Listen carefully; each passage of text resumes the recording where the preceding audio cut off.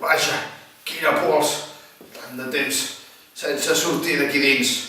Ei, què carai són aquestes vestimentes tan estranyes que porteu? I quins aparells més...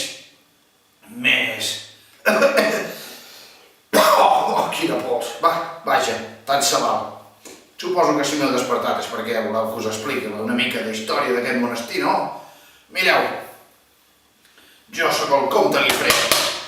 Bé, el comte no. Ben bé, el seu fantasma.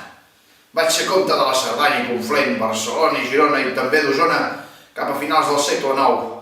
Resulta que el meu propòsit era repoblar aquestes terres i per fer-ho necessitava un cenobi, que és un convent o un monestir, i establir una comunitat al voltant d'aquest.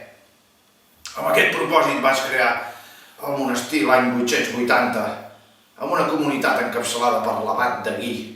Però no va ser fins al 888 que es va consagrar el temple de Santa Maria, concretament el 20 d'abril.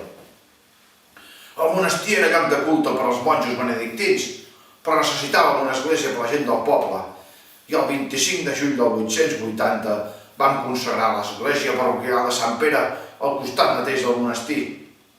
Al cap de poc a mi em van matar, en una batalla amb els sarrins. Ja sabeu la llegenda de la senyera i les 4 barres de sang i tot allò, oi? Sí, era jo. I em van enterrar aquí al monestir, concretament el 897. Però vaig deixar-ho tot ben lligat. Vaig deixar el monestir a les mans del meu fill Ràdolf, que se'n va fer càrrec.